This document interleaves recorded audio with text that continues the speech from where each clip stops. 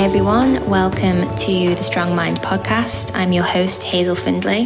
In this episode I speak with young boulderer Aidan Roberts.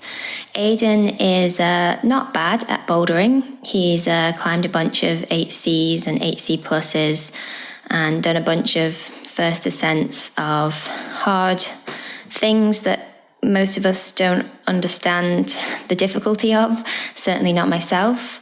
And for anyone remotely connected to the climbing news, you'll know that Aidan just recently climbed Alphain 9A in Tronico, Switzerland. Prior to this ascent, Aidan had been receiving some coaching from me, and he was experimenting with using some different tools and strategies to help him focus on the climbing in the moment, but yet also not be too tense or rigid. And Aidan speaks about this on his Instagram. You know, he talks about how he was in flow for the climb. You know, it sounded like one of those ascents that's somewhat magical, you know, like everything just actually feeling easy despite the effort. And annoyingly, we recorded this podcast prior to his ascent of Alphain, but I roped him into doing a written interview where he talks about the different psychological approaches and strategies and tools that he used and that he found helpful when climbing Alphain. So if you want to read about his journey with Alphain, you can do so at strongmindclimbing.com under the News and Insights tab. And by the time you're listening to this, it should be on the website or it should be out extremely soon, within days. So as you probably know, climbing hard boulders is definitely not enough to get you on the Strong Mind podcast. But Aidan's extremely smart, reflective, considered, and, you know, he's just someone who's really thought a lot about how to perform, how to be at your best. And he's thought a lot about motivation, goal setting, performance, and lots of the topics that we're interested in here at Strong Mind. So the conversation that we had is definitely like a meandering exploration of what hard climbing looks like from a psychological and, may I even say, philosophical perspective. There's a bit of a preamble at the start where we talk about routines and also social media. And you can check out the show notes to see if there's anything that you would like to skip past. But in the main body of the conversation, we talk about mastery, goal setting, motivation, the process of projecting hard boulders and what his state of mind looks like before a hard ascent, how he gets focused. And then we talk about flow. I think that often we think of bouldering as one of the least psychologically demanding disciplines in climbing, but I really don't think so, because all performances hinge on where our attention is in the moment, and bouldering certainly isn't immune to those demands, just because we happen to be closer to the ground. So this conversation was a mega 2 hours with a pee break in the middle. I drink way too much tea in the morning to go a whole 2 hours. But I'm going to be a bit mean, and I'm going to keep the second half of the conversation where we talk mostly about flow and save that for the members of the Strong Mind community. So if you wish to access that episode, that second half, and support what we're doing here at Strong Mind, you can do so for $8 a month. For $8 a month, you also get to suggest new guests, ask those guest questions, and also join our live podcast events. For example, I'll be holding an Ask Me Anything event next month for the podcast members.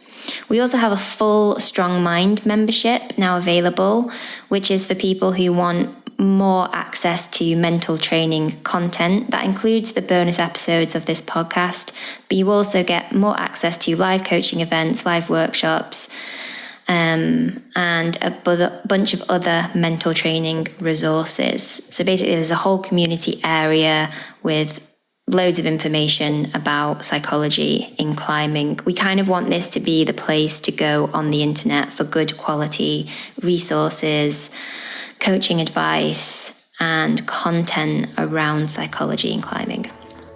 So if you want to learn more about that, you can head to strongmindclimbing.com. Okay, that's enough from me. As always, thank you for your support, your time, and your attention. And I really hope you enjoy this conversation with Aidan Roberts.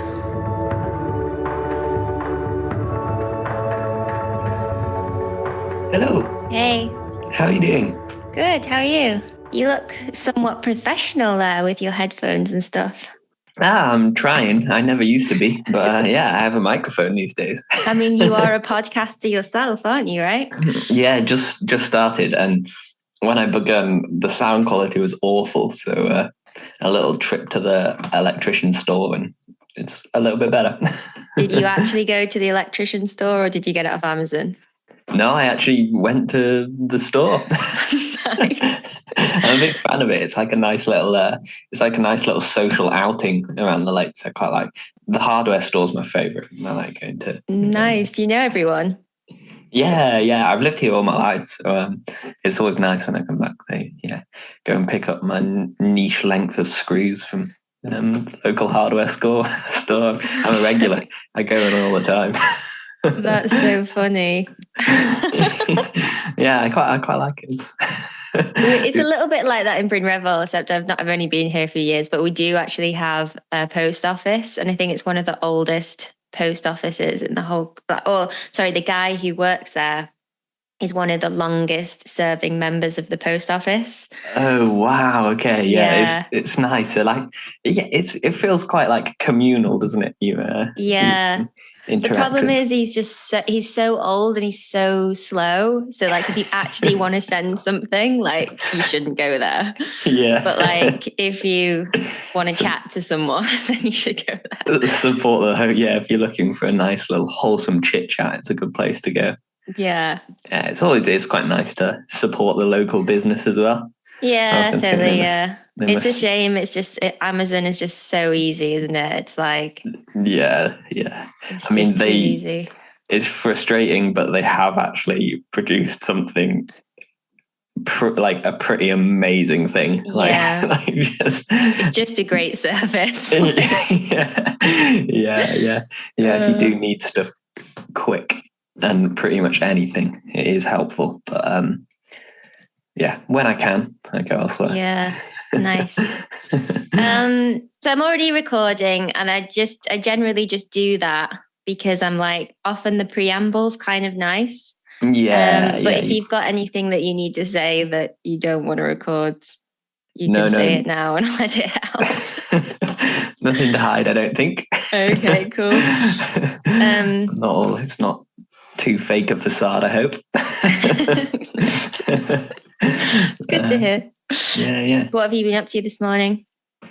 I've had quite a leisurely morning. It's a beautiful day in the lakes, so I've just been kind of outside, some breakfast, sorting out various admin bits, and I've kind of with a few friends been working on this magazine, so I've had like it's all like the niche little sorting out order lists and stuff, so I'm a bit of an admin warrior these days. Right.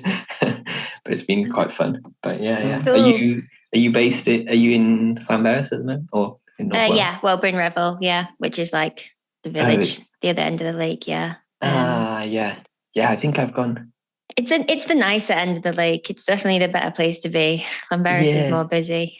Yeah, I've been. You drive. Do you cross like a bridge and you like there's like a climb? If you go on the other side of the lake, opposite Llanberis, there's like a small road which leads up to like a climbing place, and it's kind of like, is it the northern end of that lake? Yeah, exactly. Yeah. Oh, it is nice down there. It's a really good spot. Yeah, I've gotten the habit recently of just walking to the lake, like getting up, walking to the lake, and just having like a bit of outdoors time every day, like as a minimum. It's just really nice. Yeah, I feel really lucky that I get to just like go walk somewhere nice every day if I want to. Yeah, it's a nice little routine, isn't it? I usually have one here in the lakes. We have like a really nice swimming spot, just about like 5-10 minute walk in the forest. It's like a really nice river next to our house. It's usually like a morning routine to go and swim there. But I've a few weeks ago just picked up COVID for the first time. Oh, yeah. So I've been out of the routine in that spell. I was being a bit more. It's just as like the seasons were changing, so it was getting quite cold. So I've been a little bit out of practice. But yeah, the little routines can do a lot, I think. Yeah, I'm really not a creature of habit or a creature of routine, but I think I'm learning, especially now I do actually more work. I'm learning that it's probably good to have routines. Yeah. Yeah, I've like my whole 20s, I literally like didn't have anything that I did the same between one day and the next day. You're quite the adventurer, I guess. It was like kind of new things all the time, huh? Yeah, just like traveling, like always in a different place. I'm also just not naturally like that, you know? Whereas, I don't know, you strike me as someone who's like quite systematic about the way you do things. Is that right? Yeah, I think so. Not in everything I do. There's definitely parts of me which are pretty disorganized. There's like a few things which I'm like, yeah, definitely quite, yeah, I definitely like a bit of a system to it. And I feel like, especially when I'm busy, routine helps me structure my day a bit more. Yeah, it can give me a peace of mind. Nice. Yeah.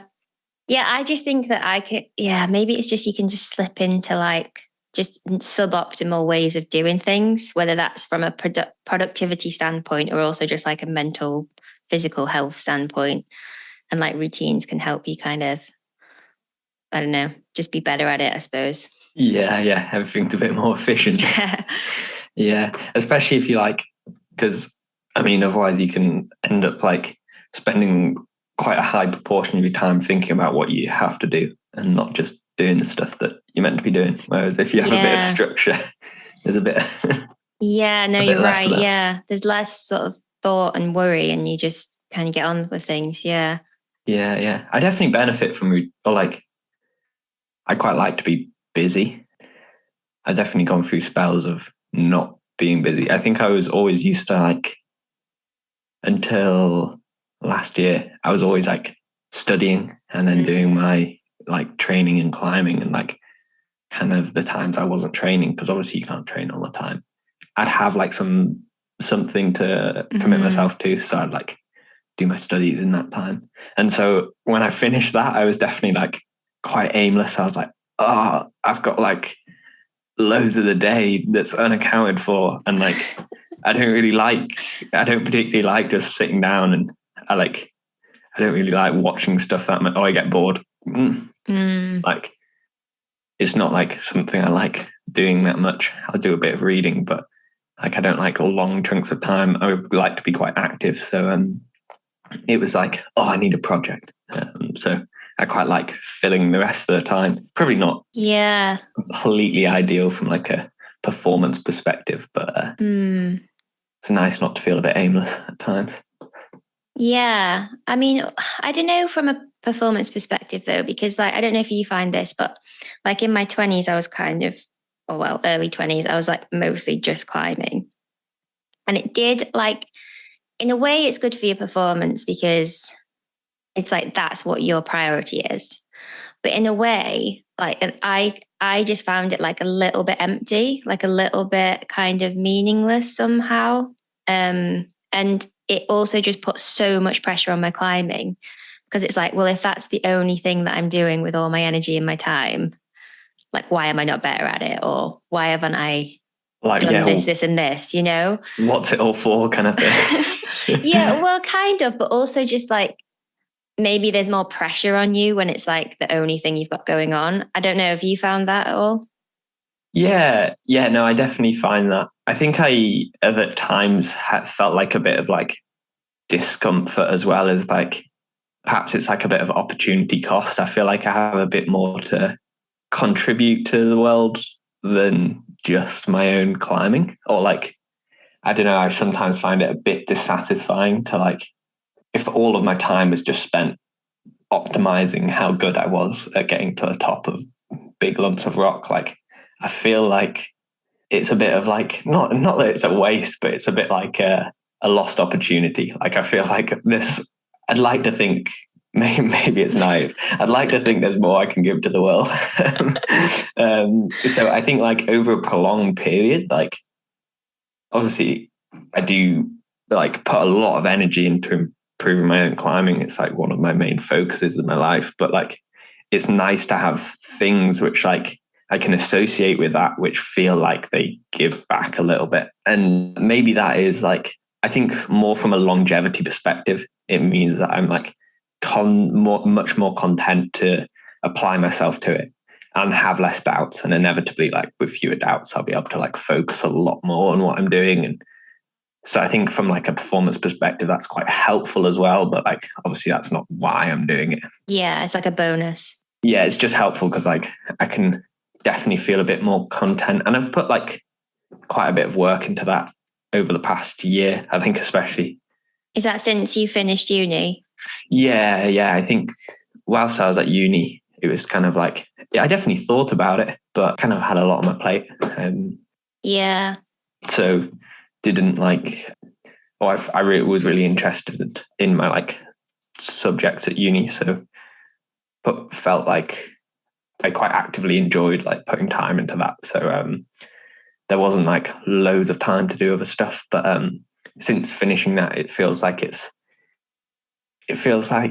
I've kind of like committed. Well, obviously, like it's not like a long-term thing, but I've been content and decided to commit to this whole like climbing full-time gig. And I had doubts because in many ways initially it felt like a bit of a selfish endeavor, but I've like definitely been able to understand, like, I don't know, I don't have a massive influence over the climbing world, but like I feel like I have some these days, and it's nice to be able to like communicate ideas you think are like helpful, or like much like yourself, like there's ways which like climbing can give you credibility or like a bit of like a platform to be able to communicate ideas you think are helpful to people. And it's quite nice. I think they go like, it feels like it gives a bit of like value to the stuff you're doing beyond just like your own like selfish endeavor.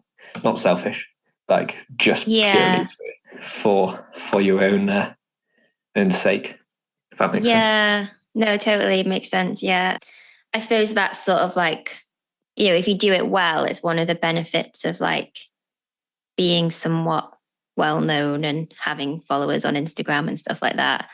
But there's also like downsides to all of that as well, I suppose. And it's really hard when you're trying to decide like whether you should become a professional climber or not, because it's such an amazing privilege. But it means, you don't, I think this is probably something that not everyone, maybe now people realize this, but like you're not really paid to go climbing.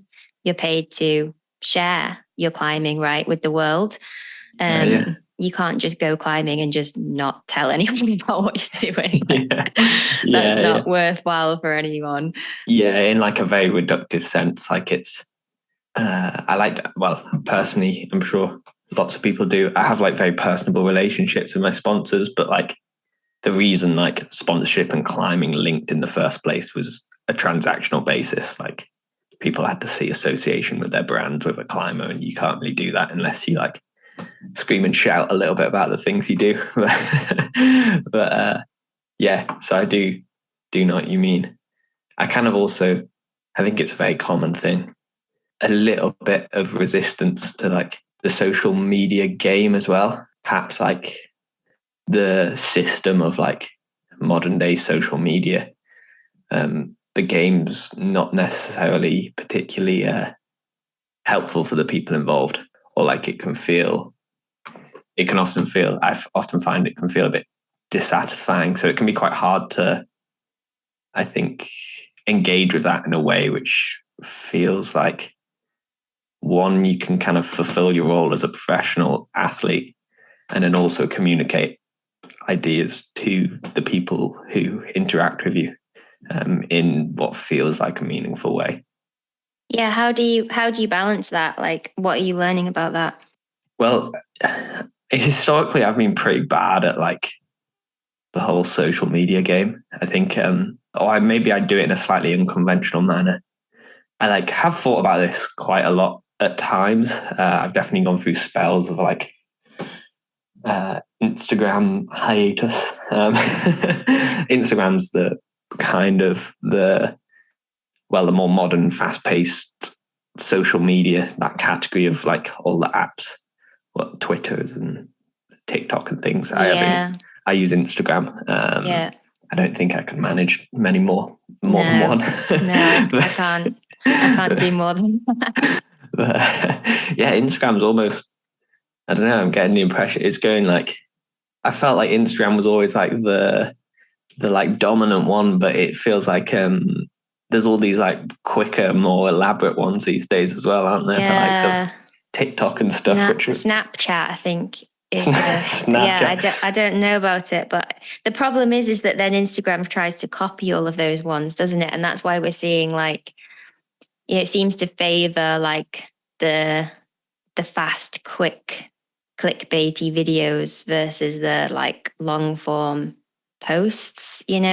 I quite like your social media because you tend to do like more reflective like posts that are trying to communicate something that's like somewhat worthwhile, and I try to do that with my social media as well, but it's so funny because like Instagram properly punishes you for those posts. And then I just put some stupid video up of me like scrambling around or something, and it's like, yes, we like that. Yeah, you put some like modern song on it and like jump between two mega jugs and you go viral. Yeah, no, I definitely that really resonates. I've thought a bit about it, or I'm just trying to think who it was. I listened to a good podcast with what were they called? Live. I study maths, so I was quite interested in game theory. And in a reductive sense, she like kind of defined game theory as this like Moloch system, which, for a bit of context, like historically, like there's some mythology about Moloch being like a demonic figure that tribes would like sacrifice their children to like gain like an advantage in warfare. That's like kind of where this like branch of game theory like that's where it gets its name. Essentially, it's like, okay, but the idea didn't originate there. No, this is like mythology, but the game theory is essentially like you are participating in a game and you like use a suboptimal strategy in order to like develop a competitive edge in this game. Right, I see. Okay. And so like by definition, a Moloch system is bad, and reducing like social media to a game, like where like the wins are like more likes, more like all of that, like more followers. Then like the algorithms like reward you for like adopting these strategies. So it might be like, but the strategies themselves are like self-detrimental. So it might be like, the example might be like, you might take a selfie and you might have some insecurities about how you look, and you use a filter which like makes you look nicer. And like that obviously feeds into some insecurities, like you think you should be looking better than you do, but it does well on Instagram, and like, or like, all these things, like, I don't know, you wear less clothes on a post and it does way well. I noticed that on my Instagram. Like often during the summer, my posts do way better because it's really hot. And when I climb outside, I climb out a t-shirt. And everyone's like, oh my God, what's with his muscles? Yeah, it's awful, but... And does this feed into your securities or insecurities, Aidan? Like egotistically, it doesn't feel good. Like, as in like, inevitably I get some like endorphin, like it's like kind of, if I get something which like does really well and gets like loads of likes, I'm like, oh nice, like it's a bit like, it feels like people like me, like we're conditioned to like want people to like us, right? Yeah, inevitably does well, but I don't think it's particularly good to be like, oh, like yeah, kind of objectify yourself and be like, oh, people like this. But I mean, it is like quite a classic thing. Anyway, like Totally, yeah. I mean, it usually happens more with women, right? Like, yeah, but yeah. But I don't yeah, think that's particularly. I don't know. I don't know how empowering that is for. It's hard. It's hard to like yeah, tell. I mean, for some people, obviously feel differently about it. For me personally, I don't feel it. Is my most like doesn't feel like a flattering quality to be like, oh, nice, like yeah, do this climb without my t-shirt on, and the world likes it more. But so I do try and avoid that where possible. But then again, like yeah, there's like a I don't want to like in some way I do that, so I don't necessarily want to change my behavior much before that. Anyway, totally, yeah. I mean, we could have a whole conversation just about that, couldn't we? Really? yeah. Like yeah, I often think about yeah. I think that's something I'm always quite hesitant to not to let like the influence of that media change me or like how I live my life. Yeah, In many ways, I like don't want it to be motivated by that.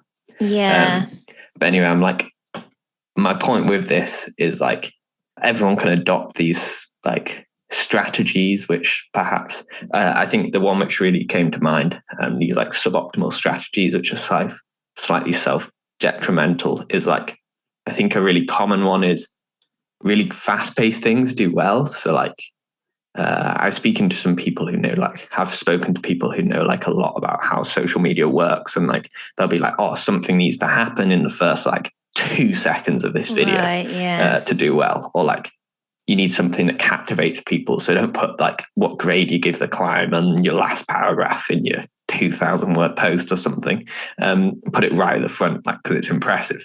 And it's all yeah, these things which like all these kind of tools which I think like perhaps like impede you being able to like communicate your ideas well to people, and perhaps like lack a kind of avoid a little of all your like authenticity, which that's really important to me in many ways.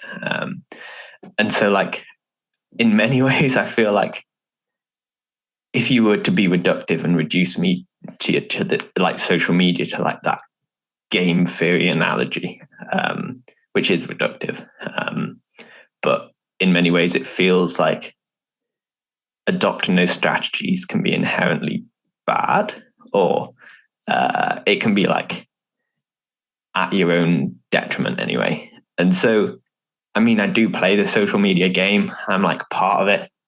I don't really think I adopt those strategies that much, or I make an active effort not to.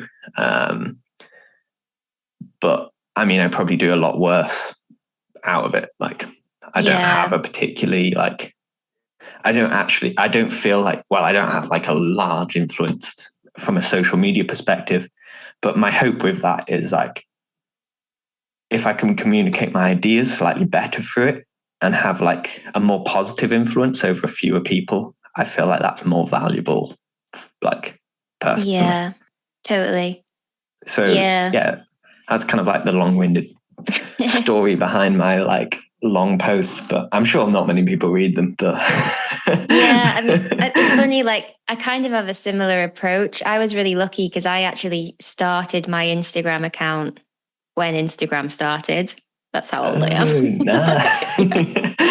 I've been a professional climber since, I don't know, 2010 or 2011 or something. So, like, I was like the first, female trad climber that people could follow on Instagram. So, like, I've collected a lot of followers over the years. But I don't know, the approach I have is like, I try to make my posts somewhat meaningful. Not all of them, but I do enough that makes me feel somewhat positive about Instagram.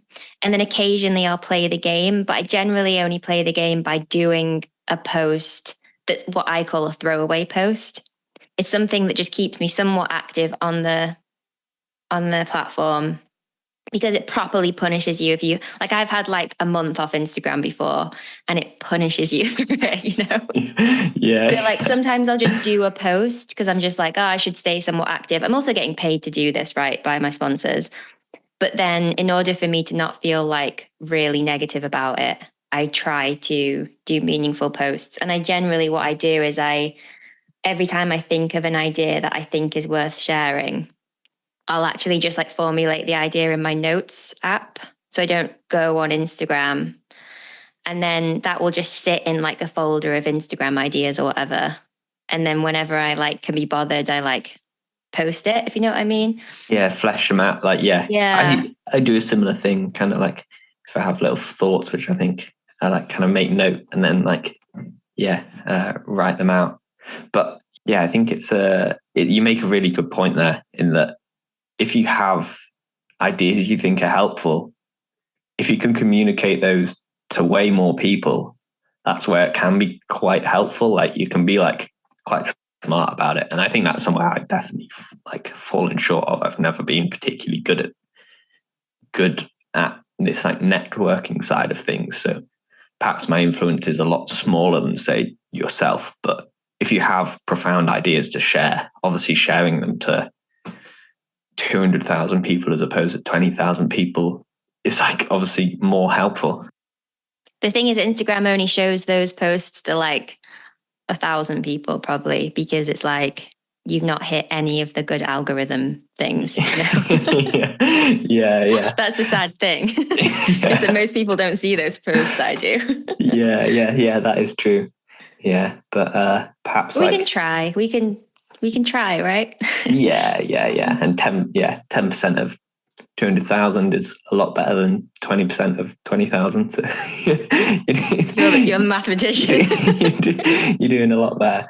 But I think that's where like things like this podcast are really nice in that like I think people quite like them, and like obviously they probably, I don't really know exactly, but I suspect they get a lot more less like exposure than, I don't know, a 10-second Instagram post. But I feel like the people who go listening like listen because of their like genuine intrigue and are looking for knowledge, or maybe it's just like listening, but it's like they're like a lot more susceptible to like thinking and like considering on like ideas you propose in like a podcasting format. And also you can communicate your character, or like you kind of like communicate your character a lot better. Like I think social media is weird in that like the responsibility of like communicating who you are is left to yourself. So suddenly you now have the responsibility to show the world who you are, and you have complete autonomy in that. And hopefully like you can be authentic about it, but it feels quite, you obviously will portray who you want to be a bit as well.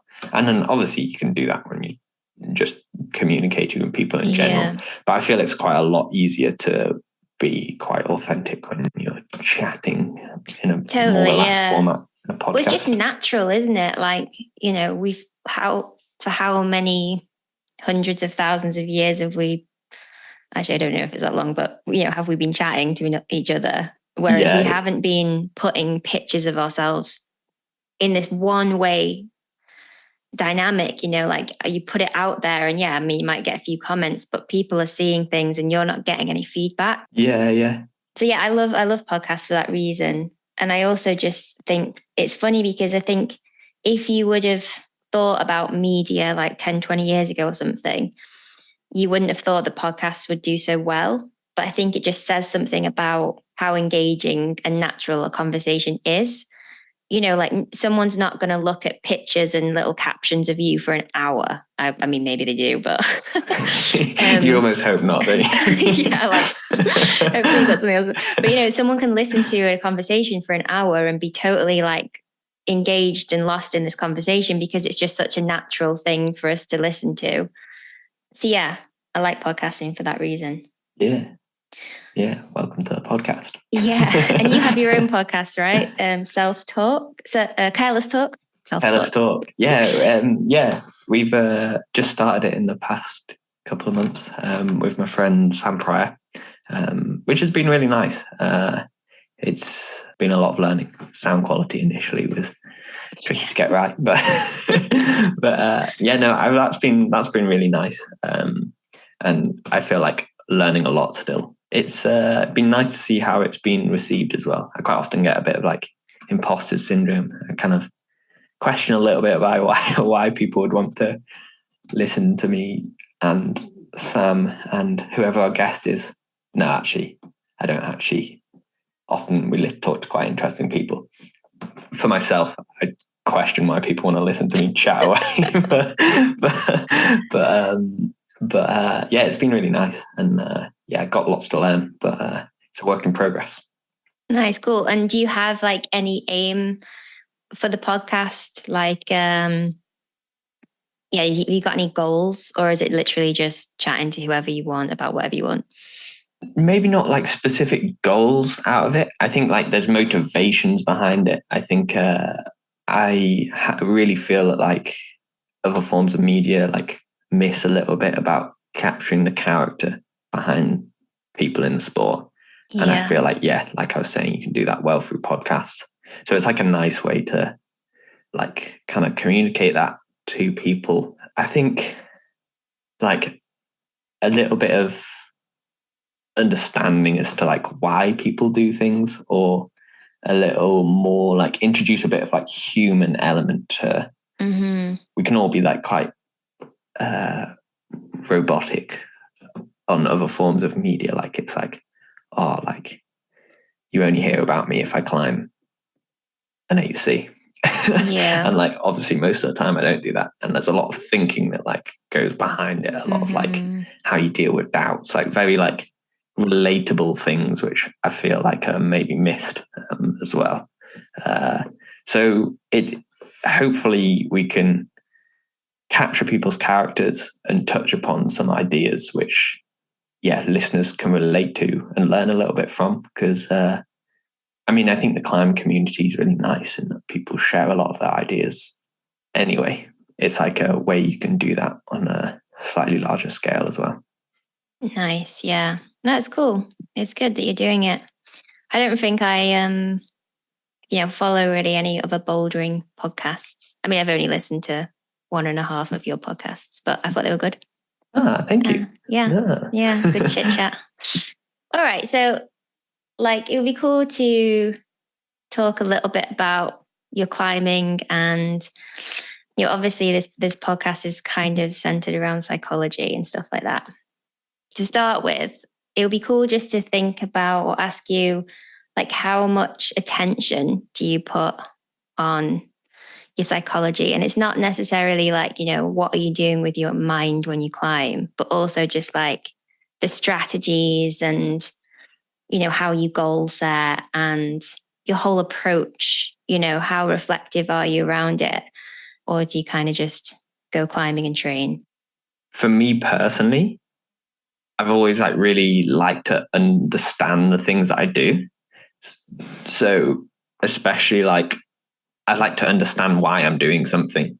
So especially when it comes to like goals, I've often been quite explicit and quite very precise about the goals that I would set, but more from like a psychology, like I really like to know that I understand why I'm doing something. So like your motivations behind something, or yeah. But like I'll often consider that a lot in advance, like my motivations whilst goal setting. Okay, yeah. So that I know that I have like conviction in like the goals which I do set. As in like that they're worth you doing, like they're worth you committing your time to. Like it's more for like peace of mind. I can know that like the reason that I'm doing, like if I set a goal and it's very ambitious, I usually like to be quite ambitious with my goals. And I know I'm going to like really commit myself to that, endure some form of austerity for it. I don't want to do it on just like, I don't want the goal to commit to the goal just on a whim. Like, oh, I want to like climb this specific climb and it's going to be really hard for me. And it will get me loads of likes on Instagram. No, we'll move away from social media. But like, as in like, I want my like reasons to do that goal to feel like valuable or something that like I'm content with or even proud of. So what are some of those reasons? Like, for example, you tried Burden of Dreams last winter, autumn? Yeah. I went over there. Yeah. What were your reasons behind trying that? Because that's like quite an audacious goal, right? Definitely. And I think part of me with that was a lot of intrigue. There was like a few things. Like, okay, yeah, I'll go into the specifics of that goal. I think there's like some like general things, like underlying themes under lots of my goals. But for like that specifically as an example, I definitely felt like I get a lot of satisfaction from really like nearing my limit, or like kind of doing something perhaps I have doubts about doing. So like I found lots of the stuff I had been trying was like more a case of me like learning it enough to do it. And I'd had that for a long time. So like climbs I tried around the UK. I mean, I know there's a lot of projects which I've more looked to in more recent years, which like do require me to be better. But for a while, lots of stuff I tried, it was a case of like learning enough to do it, but it wasn't like I had to get better. I didn't have to get better as a climber. I just had to get better at doing that climb. And is that because you're just so strong, you can just do everything? Like, and when you say better, do you mean actually improve your skill as a climber, or your strength, or your physical strength as a climber, or both? A bit of both. So I think like, especially like the stuff I'm into, so like short, hard boulders, it's quite a fine line between like what's possible and like what's not. Right. Yeah. What's possible and really hard, and then what's like not really possible. Is that an annoying thing about being so good? Because like for me, it's like there's just really not that fine line. Like there's just so many problems in the world for me to like use to improve myself on. But it's like, surely you just have like not that many things that you can use to get better on. I don't know. No, I mean, like, I think we're so far from like what is like humanly possible. Really? Okay. Which I think is cool. Yeah, like it's one of my real like appeals in climbing.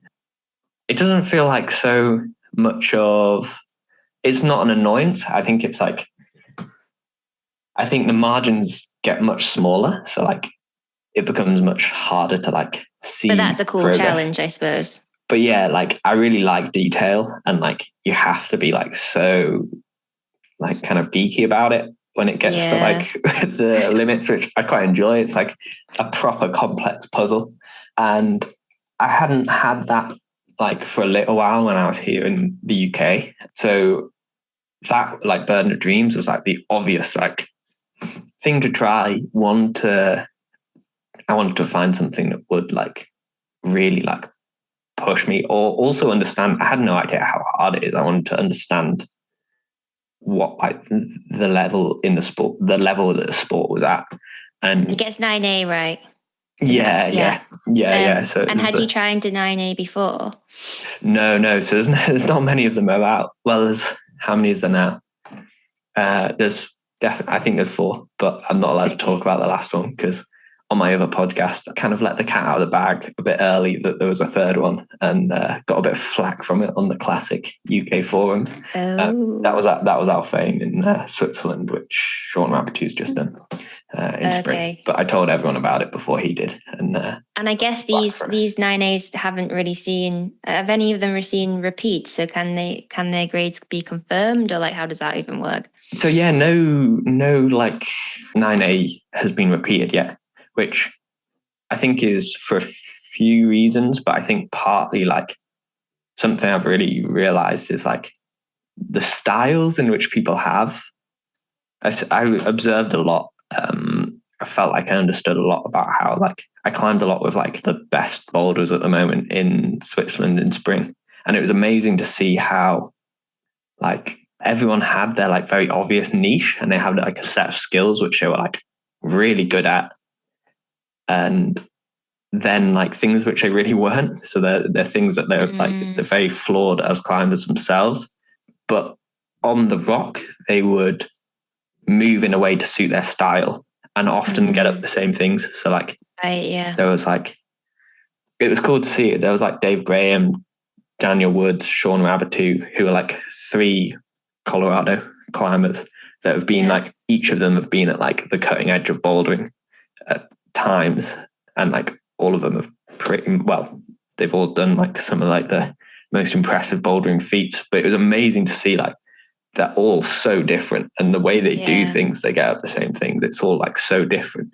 So I think generally when people are like, we'll do a 9A or like whatever grade it is, it'll be in a style which like is something they excel in. And often they're quite, I think climbing is so complex. It's like, it's an amalgamation of a load of like niche skills that usually in a little avenue in which you excel, like if you can find something on the rock which like reflects that perfectly, you can be like leaps and bounds ahead of everyone else.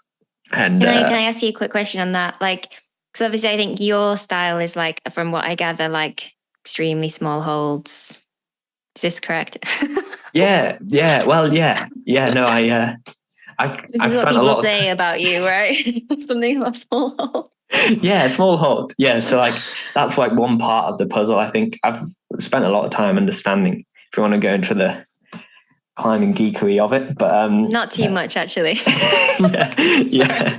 No, it is small holds, generally like producing outwards force on the small holds and foot holds, and it means I can like. So not when you're like on a slab and you're like just pulling down, because that's what I'm really good at. Like when it's really slabby. And I can hold small. I actually haven't done many slabs. I'm probably pretty bad at slabs. Yeah, you probably are, to be fair. But yeah, generally small holds, some in cut, and I can usually like find quite isometric positions and move quite slowly between. Okay. There's a few more things to it, but yeah. Before you go down that road, I want to ask you a question. We were talking about motivations and like finding the right motivations and being reflective around your motivations when you pick big goals.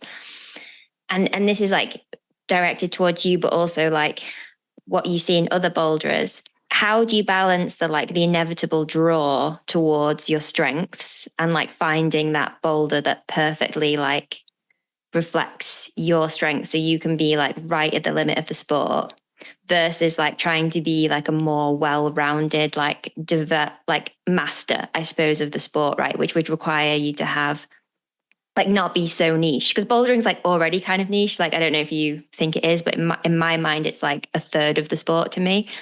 Yeah. So like like how do you balance that, and like what do you see others do to balance it as well? Yeah, it's a good question. I think it touched on, I had loads of things to say about all the stuff we were saying, but I feel like this theme of of mastery like encompasses it all quite well. And I think it's an important, well, like I said, I've always been quite driven to understand the things I do. I mean, it can make the world a pretty frustrating place, like complexity of our lives. It like feels like we've so far like exceeded any like reliance we have on our own understanding, or like the community understanding, and like spreads in a very impersonal manner these days. But like understanding anyway, and mastery, like mastery feels like in many ways like a bit of like the pie in the sky in so many sports and skills. Like, and I've kind of chosen climbing, or more specifically bouldering, in like the field in which I play.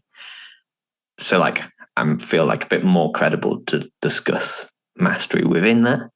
However, I think the thing I find really fun about climbing is like we're so far away from it. And I don't think it's because the sport's so new, because like it's not super new, or like it is new, but there's far newer sports which are so much more understood. Okay. And so I don't think it's necessarily because of that. I think it's like more like the crazy complexity of it. It's also nature provides the problem too, right? That's what's kind of interesting about it. Yeah. Is that it's almost like that nature is like half of it. Whereas like, think of something like pole vaulting or like sprinting or something. It's like nature doesn't provide the challenge. It's very measurable and like kind of, it's the same wherever you do it in the world, or whatever the rock type of the local area is, it doesn't make any difference to you if you're sticking a pole in the ground and jumping over a bar. But I think the thing which is like cool about mastery and climbing is that like you say, the medium in which we do our climbing is like so varied and ever changing that someone could master have like a fleeting achievement of mastery on a specific climb, and they might like really master that climb. And I think that is attainable. But then you've done one boulder in like a field of boulders in like one part of the world. And like, so mastery in like a more general sense within climbing is like a very fluid concept. And I don't really think like some people might not even define it through difficulty alone. Like you might like really celebrate the technicality and define mastery. You might go to font and there's like some like 70-year-olds which are absolutely amazing at moving on slabs, and like it is a difficult thing to do, but physically like isn't particularly hard, but like they do it beautifully, and like something that I couldn't do. And like you might define mastery as that, like they've really like understood that. So it might not just be through like pure like physical difficulty or like through grades or whatever. Like it's so subjective how we define mastery. And I actually think that like that's really cool, because it suddenly like feels like mastery is more like the work of like a collective, and like it's kind of like or like it's like climbing as a community defines mastery. And like in order to contribute to that, you like have to find a niche in which you're like credible to make some like vague claim of mastery in that field. Yeah. And then crucially like share that understanding or that knowledge of like mastery. And like as a community we can like slowly creep to being like half decent at climbing. Like it's really funny, like your take on mastery, because I think I actually just have a completely idea of what mastery is. Different. No, but I like your idea, and it's illustrative of like your experience in the sport. But like, as a coach, like I teach people to have what I call like more of a mastery mindset. And it's basically like the way that I talk about mastery is almost like anyone can commit to the journey of mastery in anything that they do. So maybe like what you're talking about is more like, well, I don't know, but like who could you call a master? And you think about like masters, I think of like some warrior person from somewhere like India or something, like, I don't know. Or like a master, I don't know, like if you think about like Zen stuff, like, you have like master archers, there's that book, The Zen and an Art of Archery, or something like that.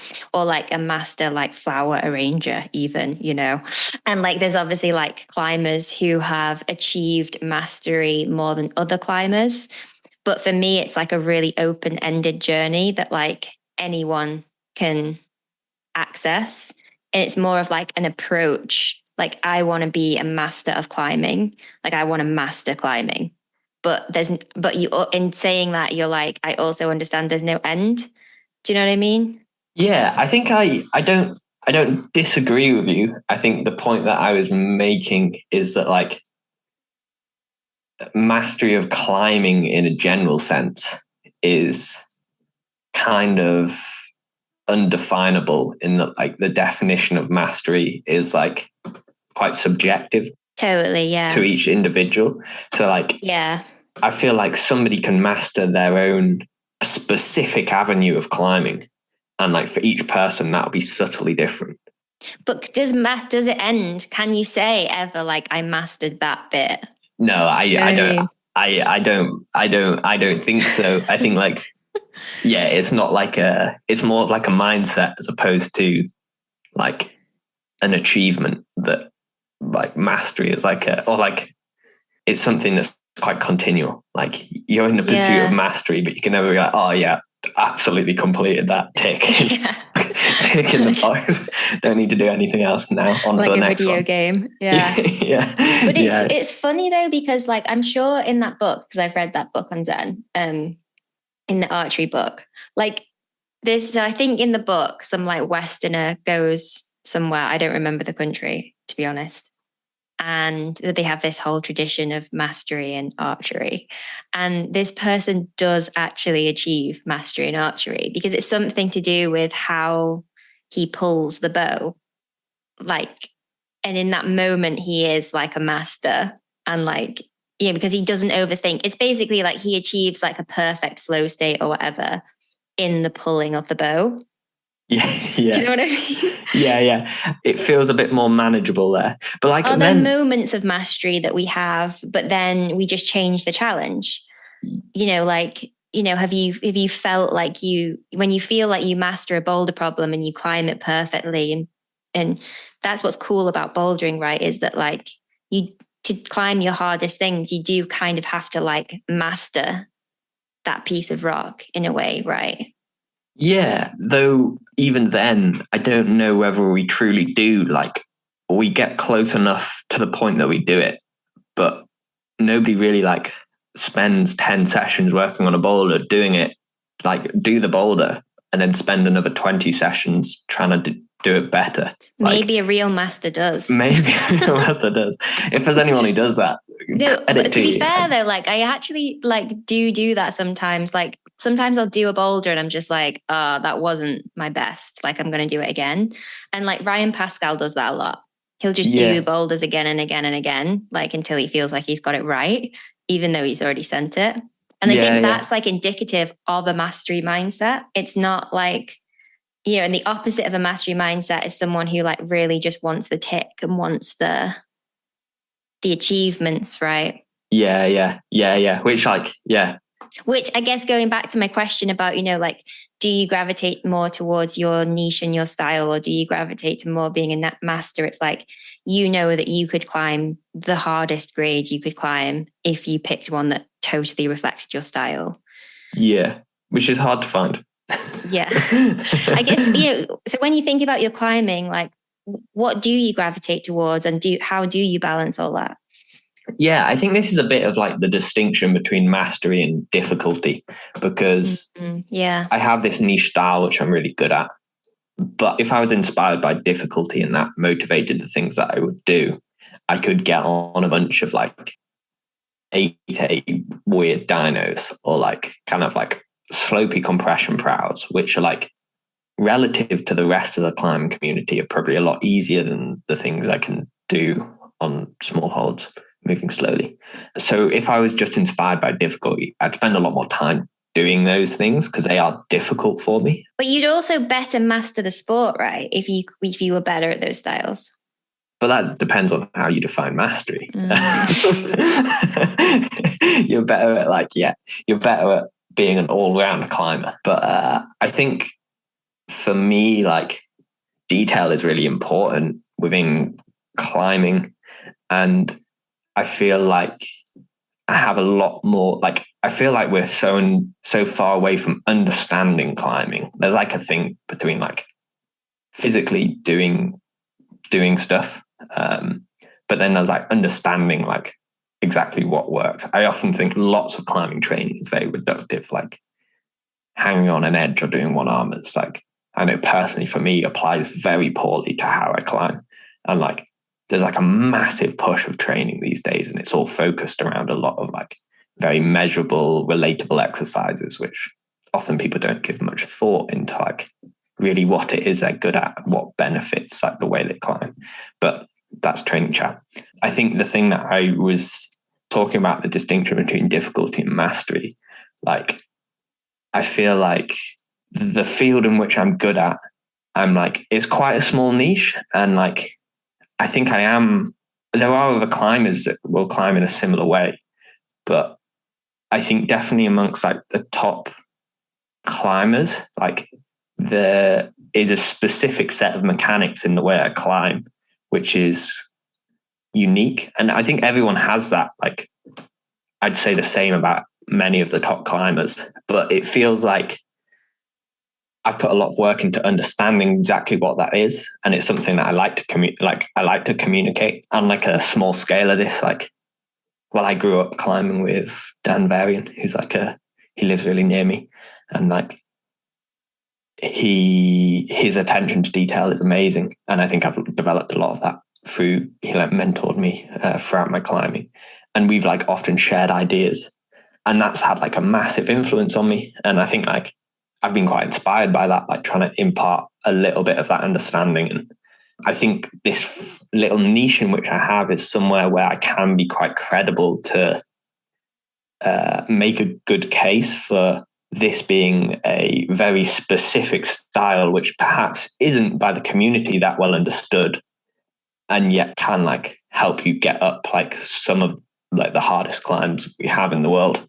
And I'm not saying that like it's strange, like it's hard not to sound really proud, but as in like, but as in like. So wait, you're saying that like you've developed a style of climbing, and if other people could better develop that style as well, they would improve as climbers? No, I think maybe like I can communicate exactly how I feel that I do that, and that is like offering ideas about like a specific style. I think most that like can be quite helpful, and people who like kind of understand that can resonate quite a lot with it. But like most people have their individual style, and I think it's quite the more helpful part of it is to encourage people to like actually try and understand how they climb, and so they don't spend all of their time training in a very general sense and not really understanding. Right. Yeah. So it's just understanding your body mechanics and. Yeah. But what I guess I would say to that is like, don't you develop a style based on what you do? Like if I were to only climb slabs, my style would look something different to if I climbed steep boulders. And I started trad climbing, and like my style was always super slow. And I thought I was like this really not dynamic person, because when you trad climb, you're just always just locking off and like being quite especially on site trad. Yeah. And just being careful.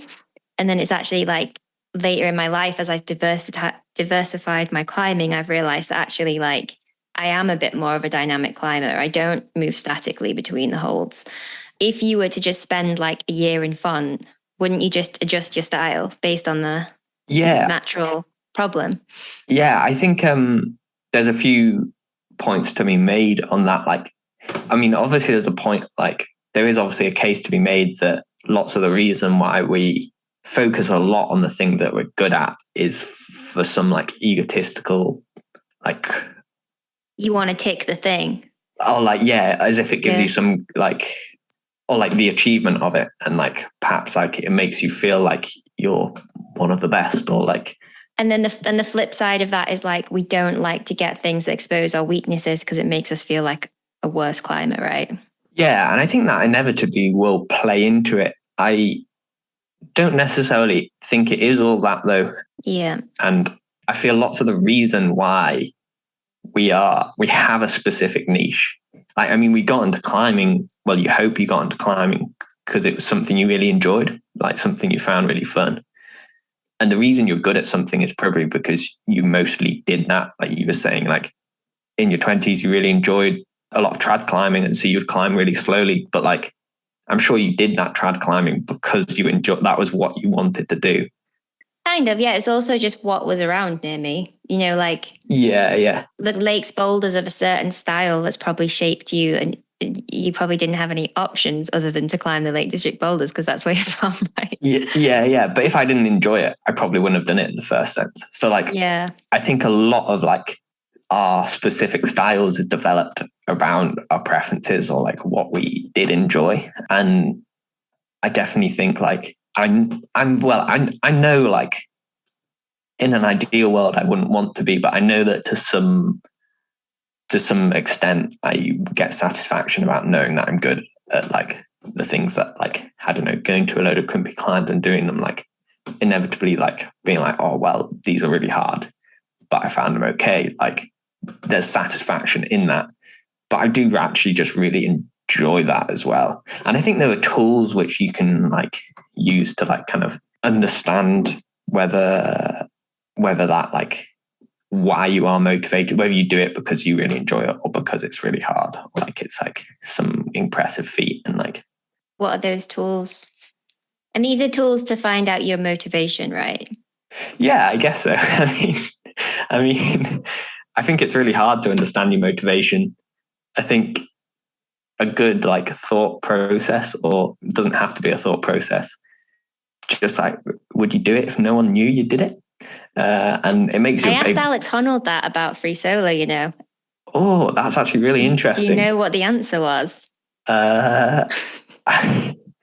He definitely, I don't know him, but he gives off the impression that he would do it, but it's very hard. I don't know. I've seen him in dramatic films. So I asked him this on a podcast, and he said he would do it, but he would have done it with like a point of aid. Okay. Like at the boulder problem or something. Wow, that's suddenly a bit more. That's a bit more higher. Interesting, isn't it? That's a bit more higher stakes. He's really interesting. His motivations, because he really leverages extrinsic motivation in a way that is really quite interesting for someone who's doing stuff that's really high consequence. Leverages as in like he utilizes it as like a driver. Oh, so he uses it like a tool, essentially. Like to get him to do the stuff, you know, like this is why I think he likes being filmed, and like he likes being in projects where there's like that external motivation. Like he actually like uses it, and I think that's what like the best competitors do, is they're really intrinsically or internally driven, but then they also use that external. But it's interesting as a coach, because like I'm always trying to teach people to be like more internally driven, and like your question of would you do it if no one was watching is like a thought experiment for that. Yeah, I think I'm quite similar to you in that perspective, because maybe I don't really know, like for most people perhaps there is no like that neither is inherently good or bad, extrinsic or intrinsic motivations. But for me, I definitely have quite like a obvious aversion to extrinsic motivations. So like definitely want to be intrinsically motivated by stuff. Do you know why that is? Yeah, I do. I think it's quite well, you'll know better, but it's quite commonly understood that combining extrinsic and intrinsic motivations can be quite dangerous, or like quite potentially at the risk of your intrinsic motivation, right? Like there's that psychologist. I can't remember where I heard this story, this little anecdote. The psychologist who's like working in an office and like really trying to focus on his work, and there's a group of kids that play football loudly outside in like a field just next to his office, and rather than telling him to go away, he goes out and he gives them all like £1 coin, and they're like oh yeah, like keep on playing, have a nice day, like and then the next day, like they come back and like they're playing and being loud and he's being distracted again, and he goes out and he gives them all £1 coin again, and like they keep playing and he keeps doing this. And then one day they like come back and he goes out and he's like, oh nice, like he like enjoy playing this football or like whatever, and they kind of expect to be paid by him, and he's like, oh no, like sorry, I don't have any money for you, and they're like, well I'm not going to play for no money anyway. So they all leave and he gets his nice quiet office back anyway. So I've never heard that. That's great. Yeah, it's quite a nice little story. Or like I think there's a few different analogies about like if people are awarded to like often it's like working with children, I'm not really sure why, but like if they're like rewarded to play with like magic crayons or something, they're less likely to do it when they're not than if they were just to do it anyway. Yeah, there's tons of research into why intrinsic motivations are more powerful than extrinsic. I think the interaction between the two, I think the thing that's key with the story with the kids and the psychologist is that they took that extrinsic motivator away. I think that is a way to use both. And it's kind of like, I think it's naive to think that we're going to get rid of all of those external motivators. And I think the biggest one for us in climbing is like status, what our friends say, social media, all that stuff that's like massive drivers in human psychology. And we just can't get rid of that. Yeah. For me, like the difference between the two is like, for me, like extrinsic motivations are often fear-based. So like I'm scared of people thinking of me a certain way, or I'm scared of losing my status, or I'm scared of, do you know what I mean? Whereas for me, like intrinsic motivators are like, I don't want to say love-based, but like you are doing it because you really want to be there in that moment. And that's just more powerful, I think. Yeah, perhaps a bit of like, passion. I think I touched upon this a little bit earlier when we were talking about social media as well, like discussion of authenticity. I think like I find that really important. And perhaps if someone's actions guided by their motivations are affected by things like out there and not like in here, then like maybe they'll end up living a life which isn't entirely true to them. Or I know it sounds quite cliche, but like if you end up being dictated by like a load of extrinsic motivating factors, then like, I don't know, I feel like you lose a bit of like perhaps who you are, or like your life doesn't entirely reflect that anyway. But what if who you are is just really extrinsically motivated? Like that's just like defines your personality. Yeah. Like is then that authentic? I don't know. Yeah. Perhaps that's important for you, but like as in like that is like not an action in itself, but more an attitude, I guess, in many ways. Yeah. And there's also like layers to it, isn't there? Is it like there's a distinction between internal and external and extrinsic and intrinsic, right? Like as in like we were talking about, I'm like an advocate for goal setting. And so like we'll usually endure some like pretty austere training in order to do that goal. But that's almost like an internal extrinsic motivation.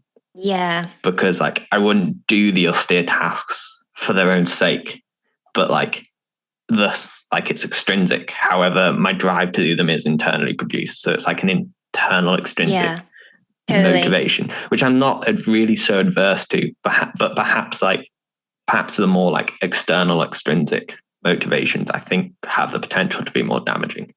Yeah, they could be damaging, but they could also just be really weak.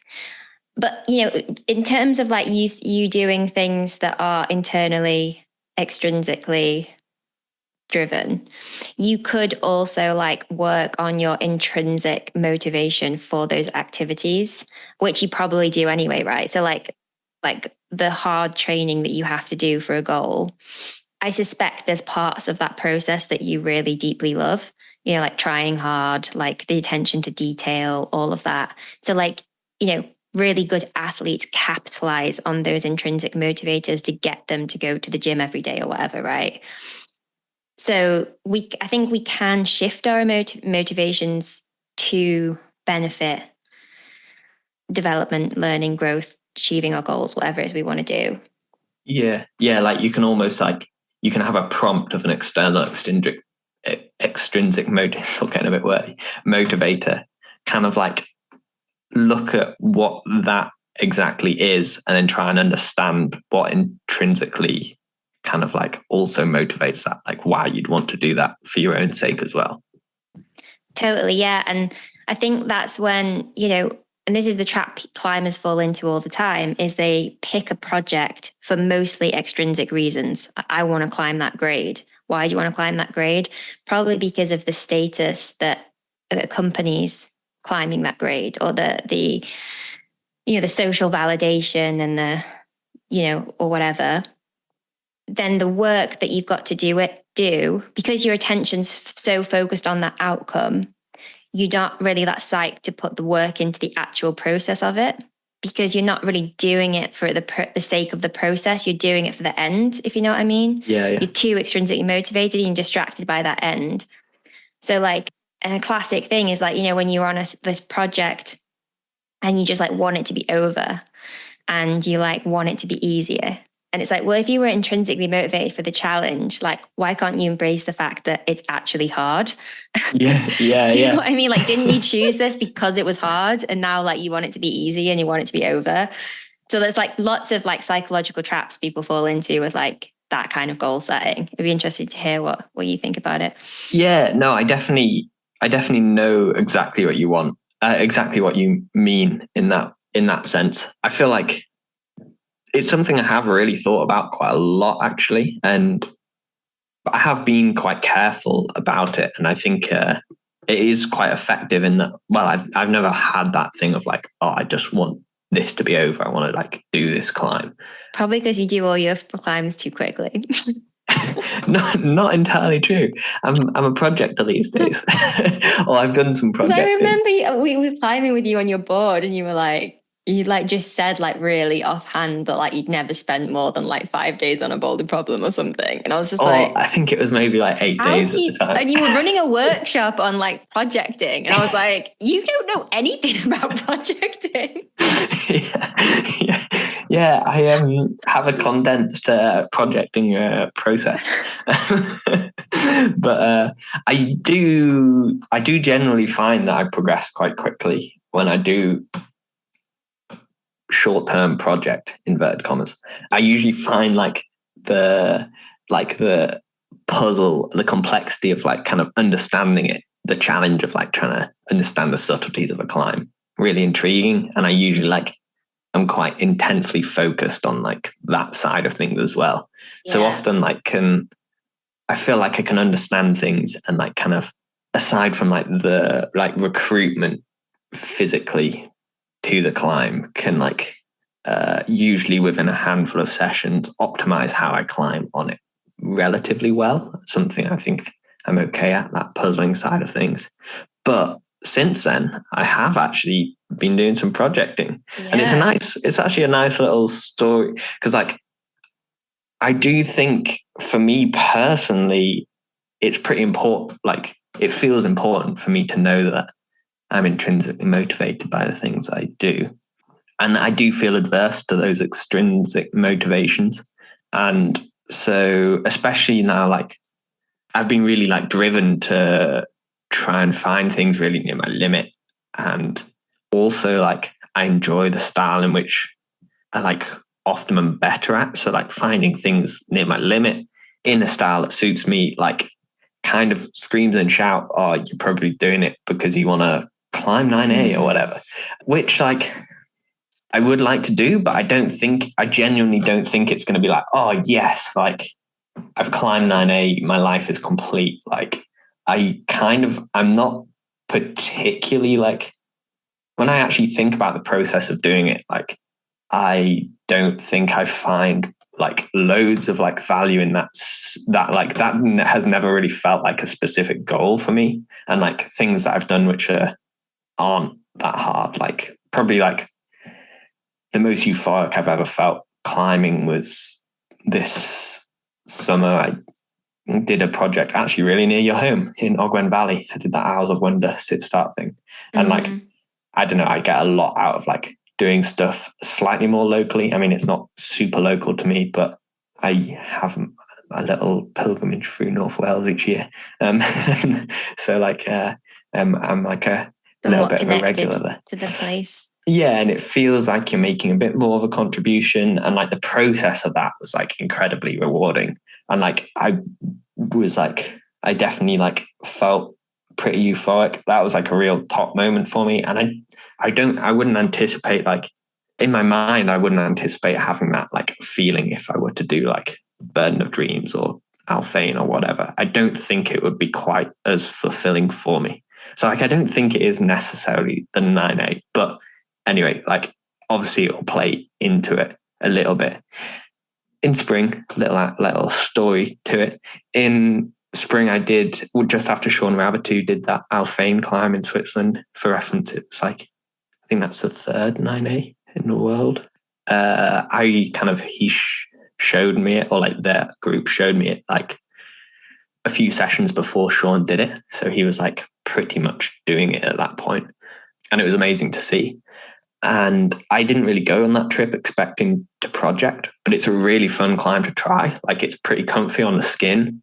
the moves are very fun. It's very physical. And so like you can like be physically really tired before like your skin wears out, or like there's not like a specific move which like breaks you. And like generally it's all quite learnable. It's quite complex. The transitions and the body tension is part of like the difficulty. Like the transitions between the moves are almost like the hard bit. So it's very fun to try. You generally see a lot of progress, and like there's a lot to understand about it. And I didn't expect a project. I didn't go intending to project. I didn't even know that climb existed when I went there. Started trying it and just loved trying it. Like it was like really fun, and like it was getting better and better. And I had like 2.5 weeks left of the trip, and I high pointed. I stuck like the last hard move, and then there's a foot move afterwards, which is pretty hard. I didn't feel quite good enough on the holds. I think I just dropped off in the end. And at that point, it was like, oh, like 2.5 weeks, I'll probably do it. I'd only been working on it for like a couple of weeks at the time. And so there was like, it was almost like it was like an expectation that I would do it. Mm. It rained, it got like warm and humid. And I suddenly like went a little bit backwards. And at that point, I kind of knew that there was a chance that I would walk away from it, like not do it. And I'd put quite a lot of sessions into it at that point. It's something I never like worked so like consistently like on like a specific climb before, like without trying other things. Anyway, I kind of expected that it would be harder for me to walk away from it than it was. I thought like part of me was like very attached to doing the climb. But when I actually thought about the process, like it was really satisfying for me to like have learned so much about the projecting process. Like I had a really fun time trying it. I met like, it was like a really nice process. Yeah, just doing it for its own sake was like really satisfying. And so like when I looked at it from like an outside perspective, I was kind of like, oh, well, like, I don't feel like I can really like lose here. Like it's been a really positive experience anyway. And so I was telling myself that, and part of it was like, part of me believed it. Part of me thought like, oh, I'll probably say this and then it'll be really disappointing when if I actually don't do it. But it was really nice for me to like have some confirmation. And actually like when I walked away from it, like it wasn't a hardship at all. Like I could look really positively on it. So I think kind of like that was like a nice thing for me, in that like it felt like that process, which on the face of it could easily have been extrinsically motivated. Like it feels like I was doing it for the sake of doing it.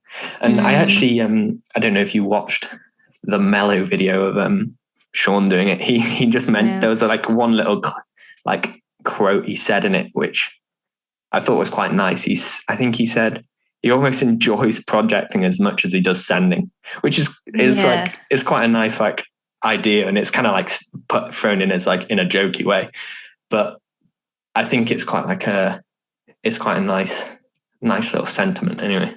Well, yeah. I mean, the thing is, if we didn't enjoy the projecting more than the sending, like the rewards would really be quite imbalanced, wouldn't they? Like, because you send, especially in bouldering, like how long does it take you to get up that boulder? Like 10 seconds? I don't know.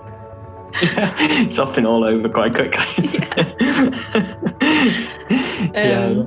Yeah, very small proportion is sending. Yeah. Can we have a break? I really need to pee. Yeah, absolutely. Me too, actually.